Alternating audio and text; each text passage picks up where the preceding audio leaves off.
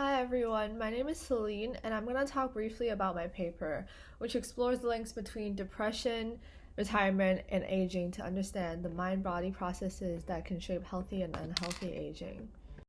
So, retirement is a milestone that signals a successful transition from midlife to later adulthood. Successful aging can be related to their ability to retire without perceiving large declines in their financial independence and social networks. For some people, retiring allows them to experience new social roles and adventures, but for others, it could cause distress due to reduced social contact and lost work on their identity structures and daily routines. The differences in personal perceptions and experiences can lead to diverging effects of retirement on aging adults. The Benillo-Tinoco study examined the link between retirement and depression for older Mexican adults using the study of aging and adult health, a longitudinal study with nationally representative adults sampled aged 50 years and older. An exploratory analysis indicated that initially there was no association between retirement and depression for Mexican older adults when socio-demographic and health-related covariates were adjusted.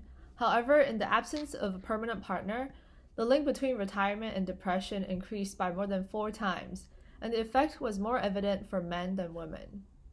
The researchers explained that the retirement effects were probably lower for women because a lot of them were homemakers and remained busy in their domestic duties despite retiring and aging. In short, women didn't feel a strong disruption in their work compared to men. However, traditional males connected their identities to work, so losing it can make them more susceptible to depression. Also, having no permanent partner or not being married can reduce the social resources and make them more prone to loneliness. Social factors can increase depression risks. Silveria and Alabek conducted an ethnographic study on the health and social conditions of retired Somalis aged 60 and above in London. Findings indicated that apart from physical disability, loneliness and the absence of a permanent partner amplified the risk of depression in the retired Somali elderly sample. Poor support from the family and social isolation heightened feelings of loneliness and anxiety. Depression can also reduce the functional disability of the elderly. De Silva studied the links between depressive symptoms and ICD-10, depression, and functional disability in older adults. The findings indicated that depression and depressive symptoms were highly associated with functional disability even after controlling for demographic, socioeconomic, dementia, and physical morbidity factors. Hu confirmed similar findings in the participants of the China Health and Retirement Longitudinal Study. Even after adjusting the socioeconomic and demographic variables, depression was strongly associated with the functional limitations of male and female Chinese elderly. Depression had the same effect as pain and multiple chronic physical illnesses on retired elderly Chinese participants. These 2 studies underline that depression in retired elderly subjects must not be overlooked because it can lead to functional disability and related physical conditions.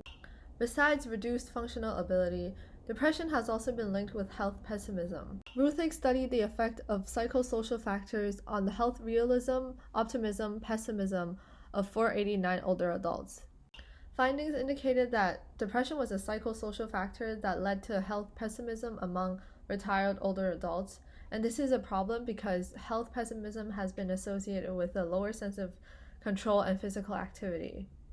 Depression can have worse effects on elderly than younger subjects because they are at risk already for developing age-related illnesses, and being health pessimists can only increase the risk of comorbidity and mortality. So from looking at these studies, retirement per se doesn't necessarily cause depression, but gender, low social support, and being unmarried can increase the risks for depressive symptoms, which can also lead to functional disability and health pessimism. The studies indicate that retirement may lead to depression or depressive symptoms for older adults, but not all the time. Instead, gender can intensify the risk, wherein males may be more vulnerable to depression if they perceive losses in work roles and income more negatively than women whose gender norms enable them to continue or shift to domestic duties. Retirement already reduces one's connections, And having no permanent partner or reliable social relations can increase loneliness and isolation. Therefore, the links between depression, retirement, and aging can be stronger in the presence of poor social buffers and a traditional masculine mindset.